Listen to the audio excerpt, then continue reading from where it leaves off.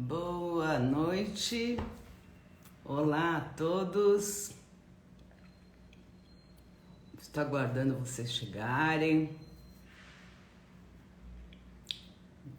Doris, Thelma, Elisa, Celinha, sejam bem-vindos, todos bem-vindos. Sandra, Silvia, pessoal. Hoje é uma live especial, porque eu vou responder muitas perguntas que vocês me fizeram, muitas perguntas. Boa noite, Sandra, Juliana. Tá dando para me ouvir direito aí? Boa noite a todos. Hoje a gente vai fazer uma live especial e eu tenho muitas perguntas que vocês já fizeram. Cláudio, querido, vou responder todas as perguntas e também Marta, boa noite, Doris, Márcia Cristina. Então eu vou responder as perguntas, Regina, as perguntas que vocês me fizeram. Tem muitas perguntas. E eu abri esse espaço para saber o que vocês querem de fato conhecer, saber mais sobre relacionamentos abusivos. O ano que vem eu quero abrir mais ainda esse tipo de papo entre nós. Então, essas lives têm acontecido de modo bem intimista e é uma questão que eu faço, que embora eu esteja falando o tempo todo aqui sobre diversos assuntos relacionados ao despertar e aos tipos de abuso que existem, ao autoabuso, a relacionamentos tóxicos. Então, mesmo assim, aqui existe uma conversa entre vocês que é muito legal isso daí. E hoje eu vou falar sobre várias perguntas que me fizeram, sobre questões mais pessoais também, gerais, sobre relacionamentos tóxicos, relacionamentos abusivos. E eu acho interessante porque todas as perguntas dizem respeito a muita gente. Então, eu agradeço demais vocês que colocaram as suas perguntas, porque as perguntas individuais, elas também são coletivas quando estamos falando de relacionamentos abusivos. Então, eu vou compartilhar com vocês, não vou colocar o nome de ninguém que me perguntou, até em respeito à privacidade das pessoas. Eu nem comentei isso daí antes com vocês, mas de fato acho que não importa falar os nomes das pessoas que fizeram as perguntas, e também porque essas perguntas de fato elas são perguntas relevantes para a maioria das pessoas na nossa atualidade. Nós estamos no século XXI, nós estamos num tempo onde o narcisismo impera, onde os abusos imperam, onde as pessoas estão mais do que nunca acordando para esse tipo de situação, estão despertando, estão querendo entender, estão precisando se defender de situações abusivas, reconhecer quem são os abusadores. E eu já vou respondendo a primeira pergunta, que vai abrir espaço para todo esse questionamento da nossa era, dos nossos tempos. Então eu tenho uma pergunta que me foi feita que é muito, muito relevante, muito importante. Para a gente começar, estou aqui do lado com a lista de perguntas que vocês todos me fizeram e eu vou aos poucos respondendo, mas eu vou abrir espaço para uma primeira pergunta que vai fazer uma chave geral para todo tipo de pergunta que foi feito para os questionamentos. Olha só, uma pergunta muito importante. Existe uma dificuldade muito grande de diferenciação de quem é narcisista, de quem é psicopata, e existem outras patologias que são espectros e são paralelas a esta, e muitos casos que não são patológicos, mas são casos onde existe uma cultura de comando. Eu comando você, você tem que se submeter a mim. Isso é uma cultura assim que hoje está bem antiquada, né? Kátia, Fernando, hoje estou com um pouco de tosse. E então a questão não é quem nessa história, mas assim, uma pergunta muito pontual. Será que os abusadores têm consciência, eles fazem as coisas de caso pensado? Psicopatas, narcisistas, será que eles fazem as maiores atrocidades? Oi, Kátia, querida. As maiores atrocidades com as pessoas, e essas atrocidades, elas vêm muito de um jeito muito velado, e elas são grandes atrocidades. Então, às vezes, passa um tempo, quando sai essa fumaça do abuso, a pessoa fala, gente, como que eu estava nesse tipo de situação? Ou quando as pessoas querem contar para as outras, assim, não é possível, eu não consigo contar direito, eu não consigo me lembrar direito, eu só sei que estou imersa ou imerso nesse tipo de situação. Às vezes eu me sinto culpada, às vezes eu me sinto que eu que fui agressiva, que eu que fui o doido, a doida. Então, a grande pergunta é, existe caso pensado para esses abusadores? Então eu tenho uma resposta muito precisa para vocês, tá? Os abusadores, eles até podem fazer as coisas de caso pensado, eles têm uma estratégia em mente, eles têm um objetivo em mente.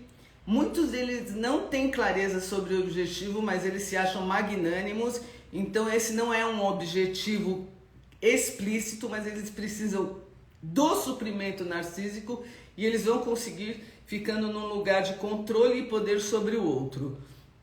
Outros que têm esse viés mais psicopático mesmo, eles vão ter outros tipos de objetivos também, que pode ser uma escalada social, pode ser usurpar os bens das pessoas que estão à sua volta. Boa noite, Márcio, boa noite, Denise, super bem-vindos. Então, pode ter uma estratégia em mente também, mas o que não diferencia todos os abusadores é a capacidade de não ter empatia nenhuma, não ter essa consciência moral. Eles sabem até que podem ferir os outros, mas eles não têm sentimento nenhum em relação a isso.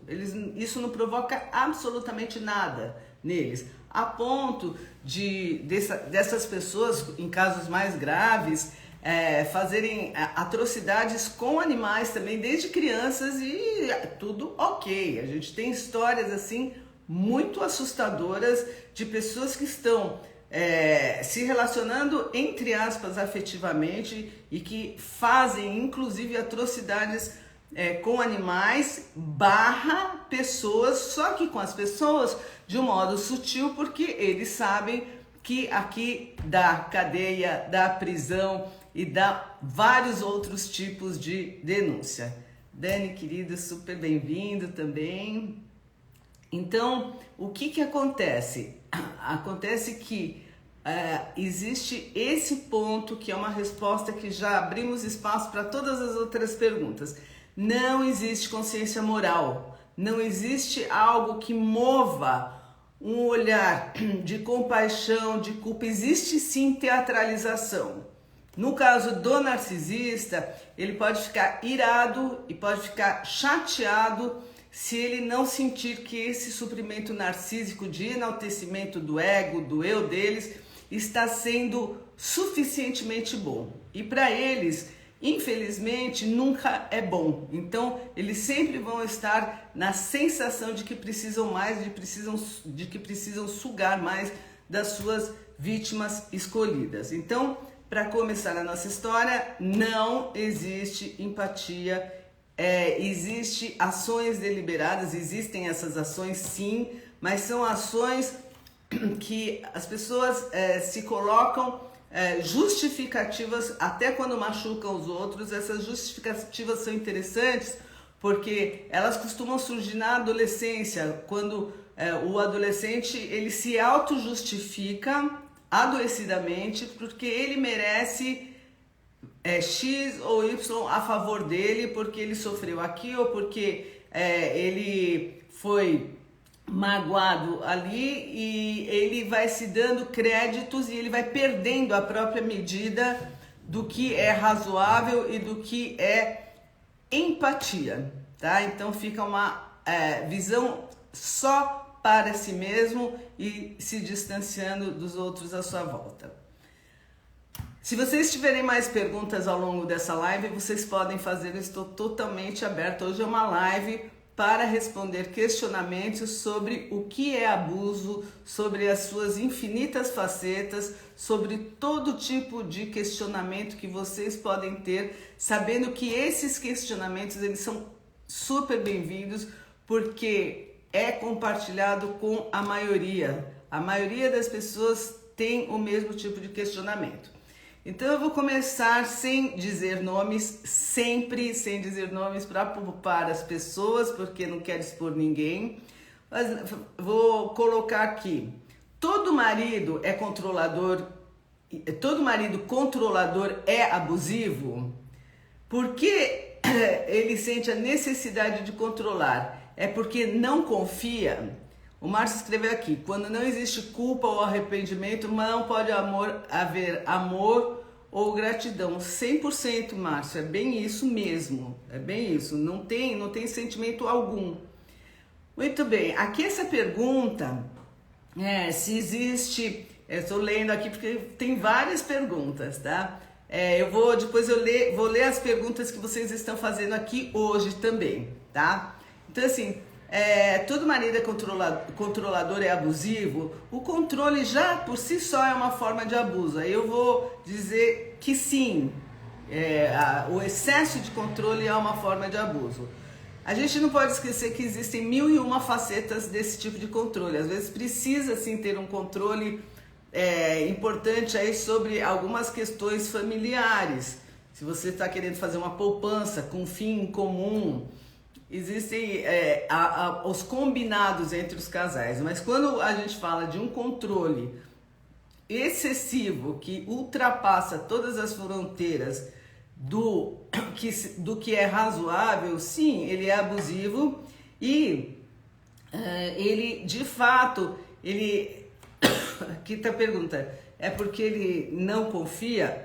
Sim, existe uma falta de confiança e pode ser que exista uma insegurança enorme em relação à própria sobrevivência do casal. Mas mais do que isso, ele pode não confiar, inclusive, como um ato de depreciação do outro. Ele quer controlar para ter tudo nas mãos dele e aí sim o abusador nato. Então ele vai ficar controlando todas as atitudes da parceria afetiva. E lembra que sempre falo ele, ela, seja quem for, eu costumo falar ele por conta do meu modo de me expressar, mas vocês sabem que pode funcionar para qualquer tipo de relação, inclusive no trabalho, inclusive em sociedades. Então é assim, existe esse tipo de controle é muitas vezes para diminuir a parceria afetiva, para ela se sentir subjugada e perceber que quem manda nessa situação, quem manda nessa relação. Então todos os desejos e todas tudo que é para acontecer vai de acordo com o que entre aspas o marido, eu estou inventando aqui, mas pode ser qualquer tipo de relação.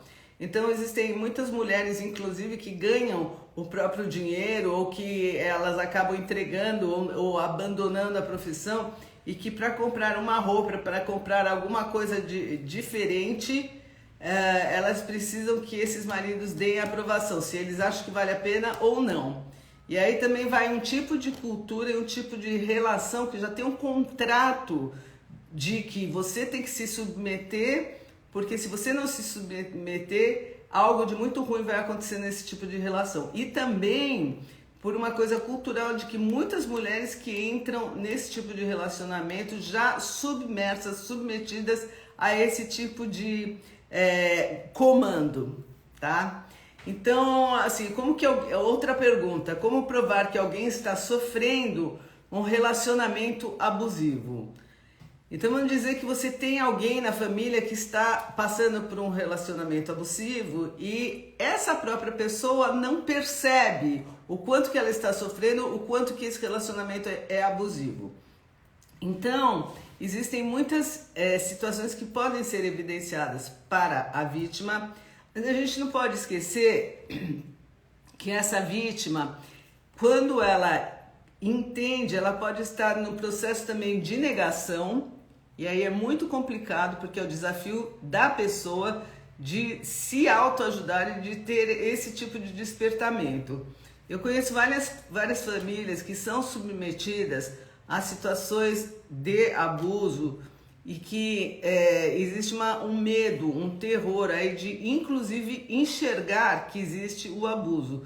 Às vezes o filho, que é o bode expiatório, ele desperta e ele enlouquece quando ele percebe, enlouquece modo de dizer, né? Ele fica transtornado de perceber em que situação está a família toda, quer falar com os irmãos, quer acordar a mãe quando o pai é abusador, ou quer acordar o pai quando a mãe é abusadora, ou os irmãos. E existe um processo de sistêmico onde as pessoas têm muita dificuldade de fazer esse despertar, porque elas têm vantagens. Eu acho que na maioria das vezes porque pelo medo da sensação do desamparo e do abandono. Então elas acabam sendo, entre aspas, cupinchas dos abusadores e preferem não ousar pensar, sair fora da caixa por medo, um medo bem regredido de que vão ficar totalmente desamparadas, solitárias, isoladas. Então é muito difícil fazer pessoas que não estão prontas para despertarem. Eu acho que a consciência é pontual, as pessoas podem falar e abrir os olhos das pessoas que estão passando por abuso, mas também existe o momento certo onde a pessoa vai se sentir à beira de entrar num colapso, ou ela vai estar num momento onde ela já vai estar mais fortalecida para poder confiar que pode ter uma vida diferente. E em muitos casos também esse tipo de configuração leva uma vida inteira porque as pessoas se acostumam com o que é comum a elas. Então acabam empurrando com a barriga, achando que a baixa qualidade de vida é normal. Então, respondendo aqui, como fazer para ajudar as pessoas a despertarem? Oi, Tânia, bem-vinda, querida, linda. Então, como que fazer para as pessoas despertarem? Eu acho que existe toda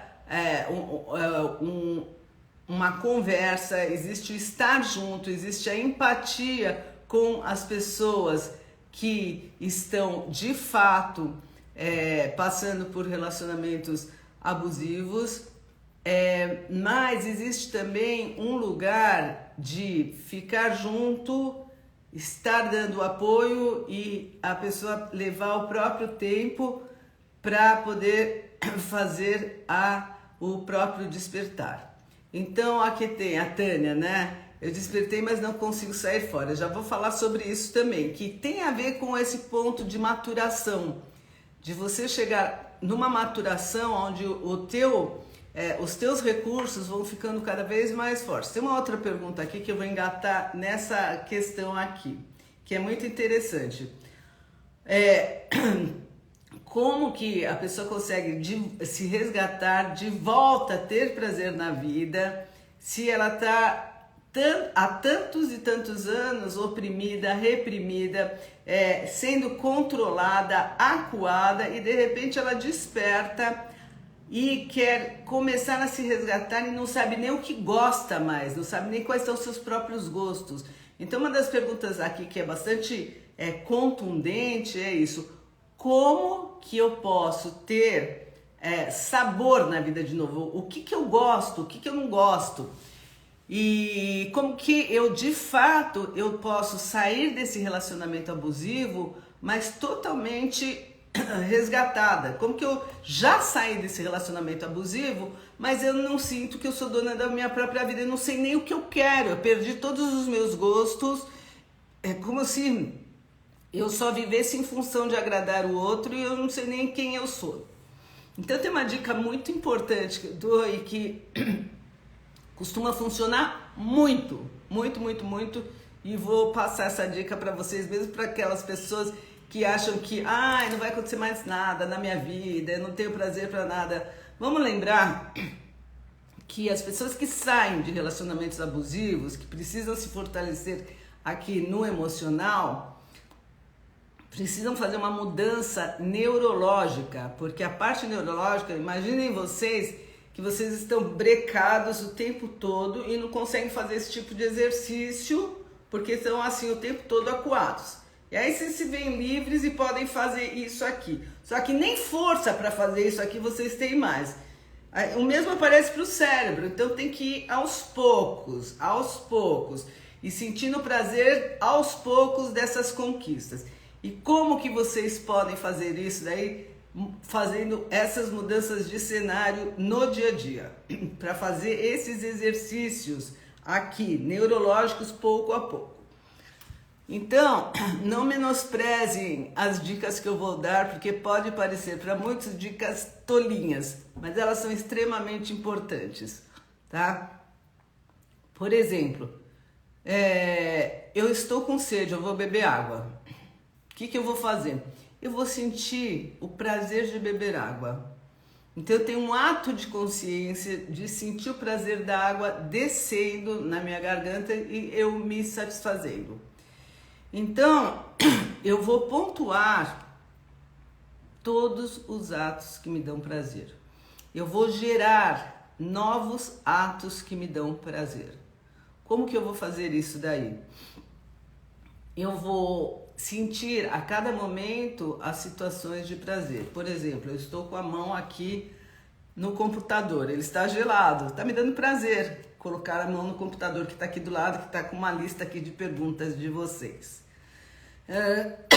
Então, eu tenho atos de consciência de pequenas coisas que vão me dando prazer, tá? E eu vou validando para dentro de mim o que me dá prazer. Eu tô muito parada, não tenho coragem de andar. Então eu vou dar um pouco, eu vou me esforçar, porque eu sei que é algo que é bom para mim, e eu vou começar a me dar espaço para eu sentir prazer nas minhas caminhadas. Eu vou atrás do simbolismo das caminhadas, eu vou caminhar, eu vou deixar de ficar paralisada. Eu não vou fazer comigo o que eu me submeti e o que eu fui submetida, que é ficar acuada, porque a máxima do abusador é tirar pedaço da sua vítima. E como que tira pedaço? Quando existe muita reação emocional, quando a pessoa se sente menos e quando paralisa o viver. Então o que a gente vai fazer? O antídoto é tudo o oposto. Você vai desparalisar o seu viver. Então você vai tomar atitude para tudo. Para qualquer coisa que você tiver vontade de fazer, você vai fazer. Você não vai pedir nada para ninguém. Sentiu vontade de pegar um copo d'água, você levanta e pega. Precisou sair para alguém tocou a campainha, ninguém vai por você. Você levanta e vai. E lembra que todas as atitudes que você for tomando são atitudes que vão mexer com a sua energia vital, tá? Então, quando eu era jovem eu gostava de pintar. Será que eu gosto de pintar hoje? Acho que não sei, já nem sei mais se eu gosto de pintar, já perdi até a noção se eu gosto de pintar ou não. Então eu vou fazer um esforço, nem que seja fazer um rabisco no papel. Eu vou começar a fazer um ato de consciência para resgatar as coisas que podem me dar prazer e vou pontuar, vou ser rigorosa comigo. Exatamente isso, forçando a barra, né? Se esforce para voltar à vida. Só se supera o sofrimento sofrendo. Coragem, você é capaz. Olha que lindo, Márcio, adorei. E é bem isso. Isso daqui vocês podem copiar, porque é para passar. Olha só, vocês passaram um limite que é para dentro. Então existe uma linha vermelha. E a energia vital, quando ela não é colocada para fora, ela é auto-investida. E quando ela é auto-investida, ela vai para dentro, ela fica um costume de ir para dentro, nesse lugar aquado, a parte neurológica, ela fica viciada naquilo que a gente perpetua.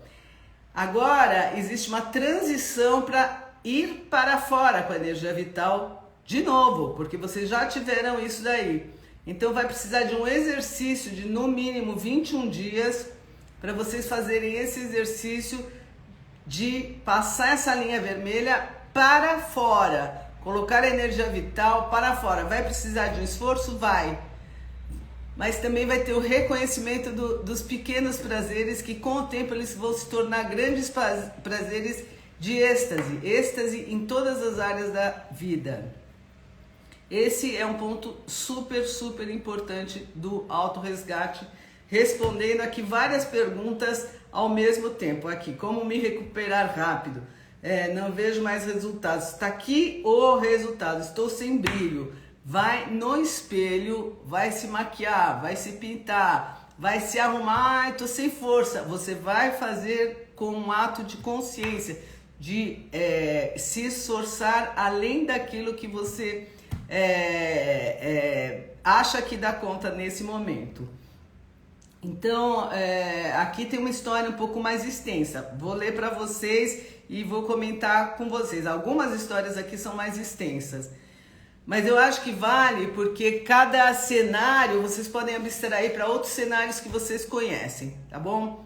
Olha, são pais separados, o filho caçula tem 35 anos e distrata constantemente a mãe, e essa mãe se sente em dúvida por conta da separação, quer dizer, e acaba fazendo tudo o que ele quer, ela acaba não dando limites. Acontece com muitas mães que se sentem culpadas porque aquele sonho dourado ele não se concretizou, e elas acabam reféns dos próprios filhos e perdem a linha de raciocínio do que é uma boa guiança para os filhos, porque acham que precisam suprir não dando limites. E aí o que eles fazem? Elas podem alimentar um filho que pode virar um abusador também. Mas aí vai virar um abusador por quê? Por conta da culpa da mãe. Ela vai dar espaço para que esse filho possa ampliar os desejos e as vontades dele de modo ilimitado. E a gente sabe que dar amor também é dar limites. Muitos filhos estão pedindo limites, estão pedindo um não, mesmo com 35 anos de idade, e pode pedir a vida inteira um não, pode pedir a vida inteira um limite, que esse pai ou que essa mãe dê um limite como um ato de amor, como um ato de sim, eu estou com você, eu me importo com você, por isso estou dizendo não. Por isso eu não vou fazer isso que você quer.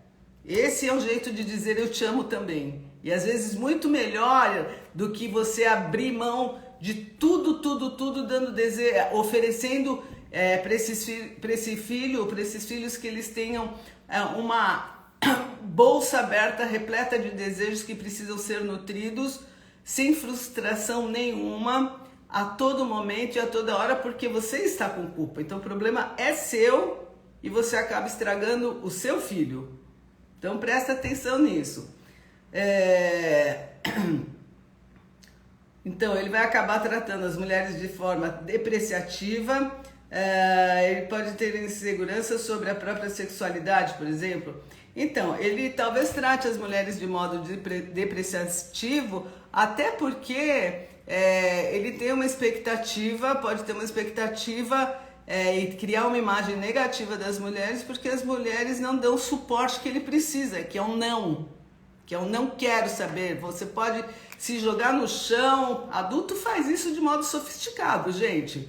Vai se jogar no chão, fazer, sabe aqueles ataques de birra de criança que fica se jogando no chão? Adulto vai fazer de modo sofisticado. Ele pode berrar, ele pode contra-argumentar de modo adulto, pode manipular a situação e pode sim adoecer cada vez mais enquanto ele não receber o suprimento que ele está acostumado a receber por culpa da mãe, seja pelo que for, mas esse tipo de relação pode sim adoecer esse filho, ele pode ficar com raiva de mulher, sim, e pode ficar também bastante confuso em relação à própria sexualidade. Estou falando mas isso daqui a gente sabe que isso daqui já vem.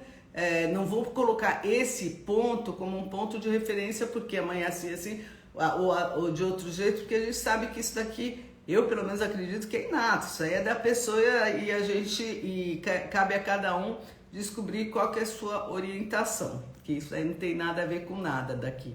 Agora, um outro ponto na mesma história é assim, às vezes a mãe quer proteger por conta do excesso de abusos que o próprio filho e ela recebeu desse pai. Então é uma trama muito complexa que precisa de um processo terapêutico para ter mais discernimento e para que essas dores elas sejam supridas, não um beneficiando o outro, mas lidando com as emoções que não foram, não tiveram a oportunidade de serem reprocessadas e processadas com essa trama que pode ter acontecido por conta da separação, e a separação em si, o que aconteceu antes da separação pode ter sido bastante traumático também. Então é algo assim bem detalhado e delicado, onde se precisa ver que esse pode ser um resultado e um sintoma de situações que foram vivenciadas durante muitos anos e que existe uma reparação que não está sendo feita de modo adequado também. Então precisa ver o sistema como que está. Aqui tem uma namorada que veio de um relacionamento abusivo e tenta a todo instante replicar o que ela viveu. Me poda nas minhas amizades, me afastei dos meus amigos por insegurança dela. Tudo porque ela foi traída num relacionamento anterior. Eu não sei o que fazer, estou cansada, mentalmente cansada, perdendo peso, sem vontade para nada. Esse é um relacionamento abusivo. Ela pode ter saído de um relacionamento abusivo, como ela te contou, mas ela está fazendo com você a mesma coisa. Ela está abusando de você.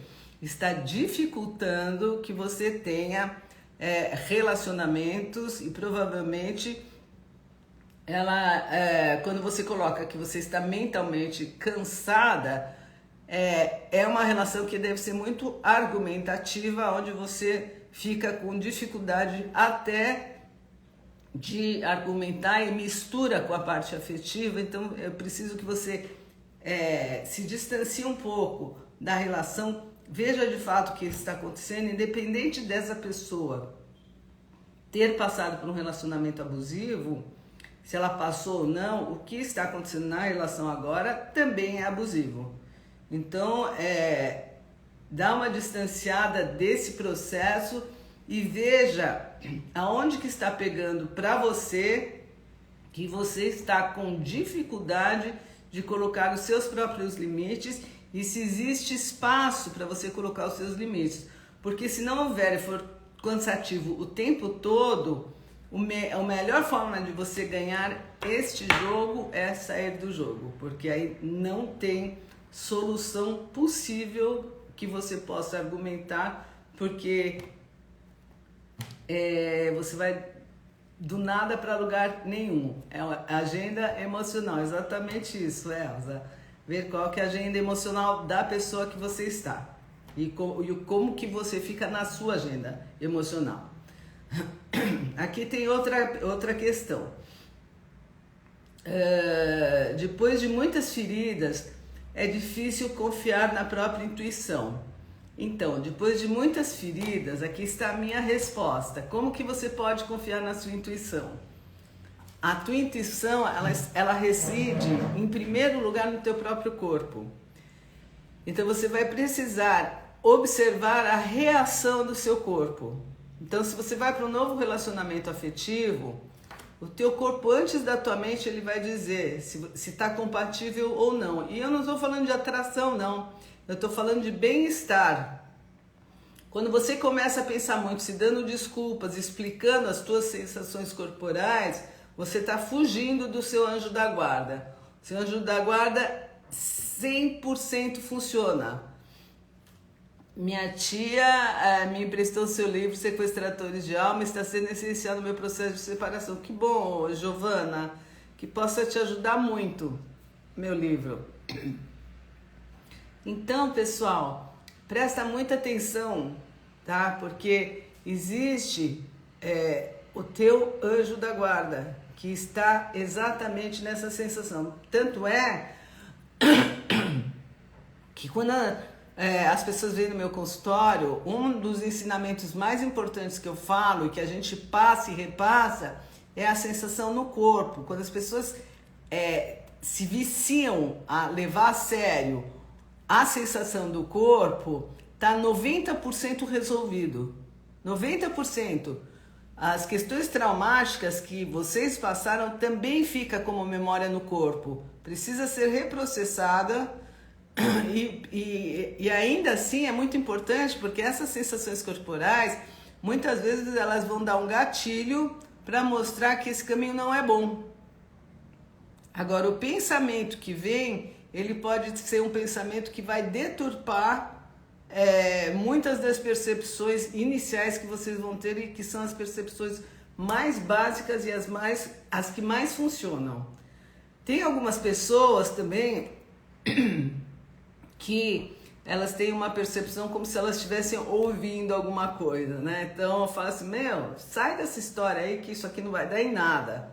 E logo depois, em 2 segundos depois, ela fala assim, nossa, que pensamento, fica brigando com o pensamento. Nossa, que pensamento, né? Tem aqui como se fosse um diabinho. E não é.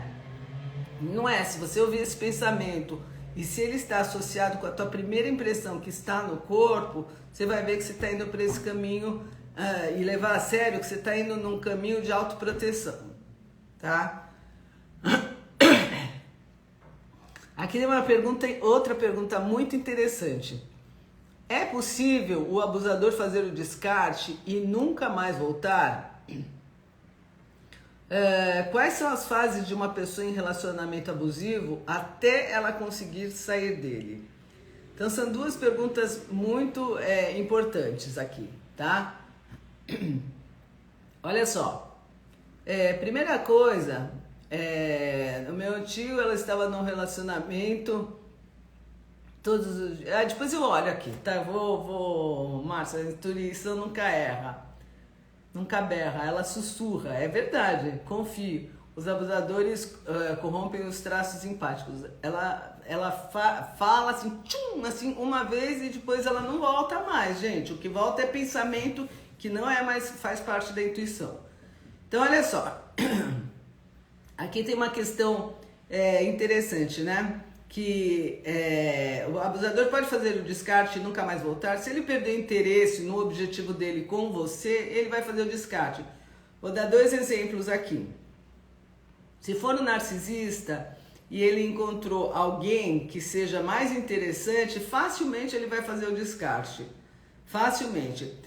Mas eles têm um modus operandi que eles vão fazendo o descarte, mesmo continuando na relação, se a relação interessar socialmente, ou se a relação interessar para outros fins.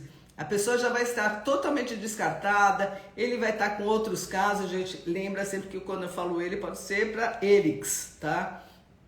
Então, ele vai estar com outros casos, mas para ele, vamos dizer que é importante ter no cenário da vida dele, para os propósitos narcísicos dele, uma mulher a tiracolo, literalmente a tiracolo. Então essa mulher vai estar totalmente descartada, ela só vai aparecer bonita na fita quando for necessário para ele, e ela vai ter que aparecer muito bem, porque senão ela vai ser retalhada, mas dentro de casa ela vai ser totalmente descartada e destruída emocionalmente. É exatamente isso. Muitas vezes eles saem de um relacionamento engatados não em outro, mas em outros também. A maioria deles, como precisa desse suprimento narcísico, eles vão estar fazendo triangulações, vão estar nesse ambiente de sedução constantemente. Constantemente, olha só.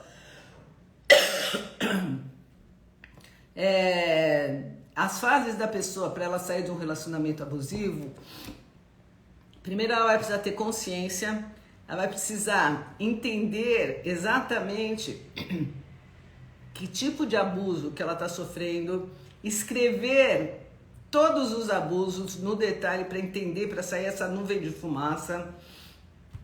Vai precisar lembrar de quem ela era, escrever todos os seus recursos para ler. Para ler, o teu mantra é quem você é. E começar a fazer uma estratégia para sair do relacionamento, que é não jogar mais o jogo do abusador. E aí a gente tem muitos artifícios para chegar nisso. Existem lives minhas que eu já falo, eu peço que vocês procurem nas lives, quando ganhar o jogo, é sair do jogo. O jogo do tabuleiro emocional, que é muito boa essa live. E também essa da agenda emocional que recentemente eu fiz. São variações sobre o mesmo tema que ajudam sobremaneira as pessoas a saírem de relacionamentos abusivos. Precisa saber como sair, fazer a pedra cinza, como entender o mecanismo que eles têm, porque eles são criativos, entre aspas, porque eles variam das mesmas situações com articulações e sofisticações diferentes. Eles são bons no que eles fazem? São, mas quem está desperto é melhor ainda, porque a gente percebe o tamanho real deles e percebe que é sim um adoecimento. Então, se você não quer fazer parte desse adoecimento, você vai ver este filme que você efetivamente não pertence mais. Outra pergunta. Silêncio e sumiço são formas de abuso? 100%. Isso é uma das estratégias do abusador. A Elza está falando que quando ela despertou de verdade, ficou assustada. As pessoas ficam perplexas, é mais do que assustadas. Sabe aquele olhar de perplexidade? Fala assim, gente, eu não acredito que isso é isso mesmo. É difícil de eu acreditar, né? E é um impacto tão grande que as pessoas às vezes se retraumatizam de perceber o lugar onde elas estavam ou onde elas estão. E aí vai uma outra jornada, que é essa que eu acabo de falar, que é como que você vai fazer estratégia para sair do relacionamento abusivo, mesmo quando você já se separou. Porque existem muitos abusadores que continuam perseguindo as vítimas que agora são sobreviventes. Vamos lá. Tem um colega de trabalho que seduz e confunde até a chefia. Isso é abuso também? Sim. Isso é manipulação. Aqui tá a Denise, eles hipnotizam, eles passam esse ponto aí de sedução com o único objetivo que é conseguir o que eles querem, mesmo que isso seja passar por cima das outras pessoas que, entre aspas, eles em algum momento usam como amigos, como colegas de trabalho, mas eles não estão de fato nem aí. Não existe empatia nenhuma, zero de empatia. Isso é muito importante que vocês tenham absoluta certeza que não tem, nunca teve e nunca terá. Porque as pessoas têm um desejo de que o outro sinta como ela própria sente, e eles não sentem. Eu ouvi recentemente de uma mãe acusando, ela tem filhas e ela, para cada uma separada, ela fez as situações de abuso que ela costuma fazer, e essas filhas acabaram ficando bastante chateadas e elas ainda foram acusadas de serem muito sensíveis, cada uma de um jeito, né? Muito sensíveis. Então é assim, se ficar o bicho pega, se correr o bicho come, não é? Então, porque essas pessoas, elas não vão mudar nunca, elas vão só articular, e nenhum jeito que que as vítimas podem lidar com a situação vai ter resultado. O único resultado é sair dessa história. não jogar o jogo e ver o jogo à distância. Existe uma patologia que nunca vai terminar, porque de fato, sinto muito, não termina. Eles não se curam, eles não se importam, eles fingem se importar porque ainda querem algo da vítima. É isso mesmo. Isso que a Elza escreveu aqui, vocês podem anotar. Abusadores não se curam, tá? Aqui, ó. Eles não se curam, não se importam, eles fingem se importar. Se eles fingem se importar é porque ainda querem algo da vítima. Então, causam situações constrangedoras, sim. Então, quanto mais você estiver distante, melhor. E se causar, quem está causando são eles. No início dessa live eu trouxe que eles têm consciência do que eles fazem, mas eles não sentem o que eles fazem. Então eles não têm empatia, eles não têm consciência moral. Eles sabem da lei, mas eles não estão nem aí, eles não sentem. É isso que eu falei, que eu tenho histórias aqui desses perversos que fazem mal para animais, pequenininhos desde cedo. A mesma coisa que eles fazem com os animais, eles fazem com o ser humano, com a ressalva de que não dá para fazer coisas de muita atrocidade, apesar de que muitos fazem, porque eles vão presos, né? Então eles têm esse tipo de discernimento e ponto. Nem se a pessoa procurar ajuda, ela não pode mudar. Sinto muito, mas se a pessoa tivesse adoecimento, ela não vai mudar e ela não vai ter a consciência de que ela precisa desse tipo de ajuda. Ela vai buscar ajuda, ainda assim, sinto muito, como uma manipulação perversa. Eu tinha um olhar também romantizado e já tentei por alguns momentos fazer a recuperação de algumas pessoas tentando recuperar e apostando e acreditando na recuperação. Hoje em dia eu acho que existe uma dissociação muito importante, que quando a pessoa chega muito perto, ela realmente ela é totalmente confusa e ela prefere ficar no mecanismo de manipulação para se distanciar dessa confusão mental que eles têm. Então é muito difícil um abusador entrar em contato com esse self, com esse si mesmo, porque ele é absurdamente desorganizado. E eu acho que é uma defesa para não acontecer um surto psicótico grave. Então, toda essa manipulação afasta eles próprios deles mesmos.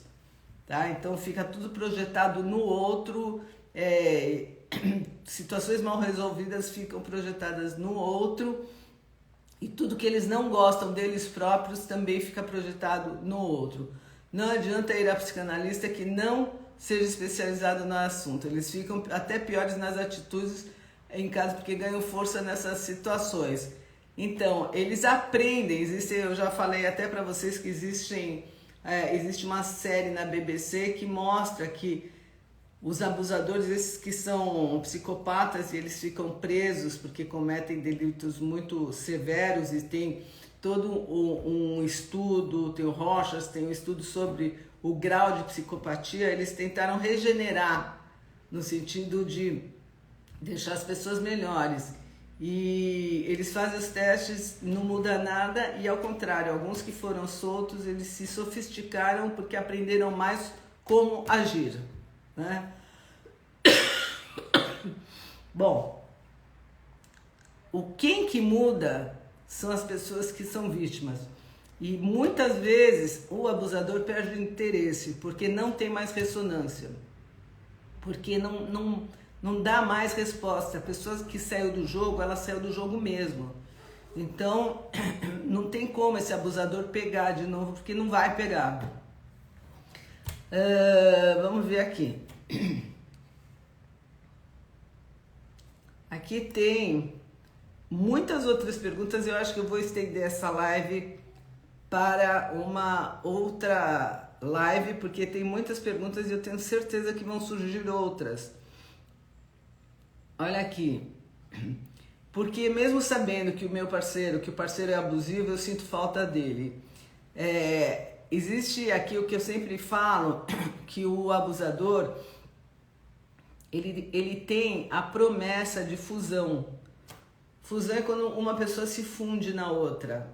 E quando a pessoa se funde uma na outra, ela não precisa de mais nada, ela está no nirvana, ela está no melhor lugar. Eles podem fazer isso tanto pelo sexo, quanto por uma palavra afetiva que dá totalmente o conforto que a pessoa sempre buscou, ou por causa de uma dependência emocional que a pessoa precisa deste suprimento, dizendo sim, você fez certo, não, você fez errado, porque ela não tem identidade se não tiver uma voz de comando.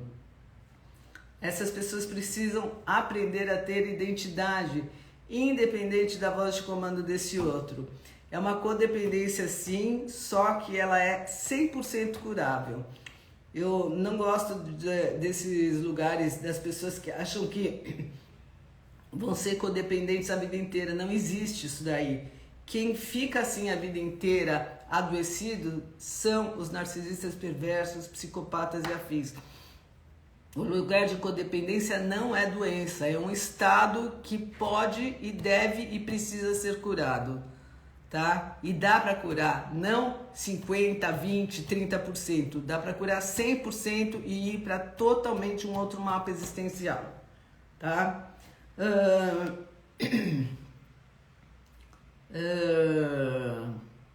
Como saber se a pessoa é abusiva? Abusiva não sou eu. Somos todos um pouco abusivos. Eu acho que uma das questões mais difíceis para as vítimas é elas perceberem que elas não são abusivas e que pelo fato de elas colocarem a própria vontade delas e muitas vezes deixar o outro de mau humor porque não está combinado que ela vai ter vontade própria e sim vai suprir todas as vontades do papai, da mamãe que ficam de mau humor, que precisam desse suprimento do marido ou da esposa. Na hora que a pessoa se coloca e ouve a sua voz interior, ela pode ter a impressão que ela está sendo uma pessoa ruim, que ela está sendo uma pessoa má. Porque a resposta dessas pessoas mais íntimas é uma resposta de mau humor, porque você só pode ver o sentimento do outro e não o seu. Então pode ter uma crença negativa sobre si próprio totalmente disfuncional. Esse é um ponto.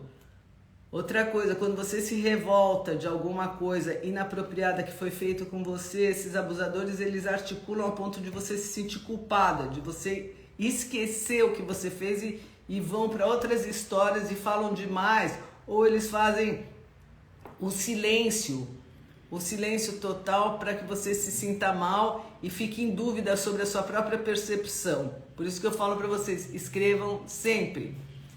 Gente, eu vou dar uma olhada aqui nas perguntas, porque eu tenho muitas aqui já escritas e eu sei que vocês falarem muito. Olha aqui, tá custando a sair porque eu gostava dele. Sim, existe toda essa trama que traz essa sensação de afetividade, de estar junto, de sentimento de pertencimento, só que tem um preço muito, muito caro e é fake. E o mais interessante é que tem muitos desses abusadores que por mais que eles ameacem de ir embora, eles não vão. Quem vai embora é, entre aspas, a vítima, porque ela não aguenta mais esse tipo de eu vou embora, vai embora de uma vez, quer ir embora? Vai embora, tá? Eu vou fazer a minha própria vida. Quanto mais vocês souberem que vocês podem e vão manter a própria vida, e que esse tipo de ameaça é de baixíssimo nível, isso sim é um acuamento assim, totalmente indevido, de uma autoimportância indevida, porque se não foi respondido, não foi feito de acordo com aquilo que é esperado, eu vou embora e você que fique aí porque você é um lixo. Eu vou ficar na minha, você se acalma, você fica bem porque eu sou o cara, ou eu sou a pessoa, a cara, ou a mãe e o pai não falam com o filho porque o filho não deu razão ou não obedeceu naquilo que os pais queriam naquele momento. Os filhos abusivos fazem o mesmo. Eles podem sumir de casa, desaparecer, deixar os pais desesperados indevidamente, né?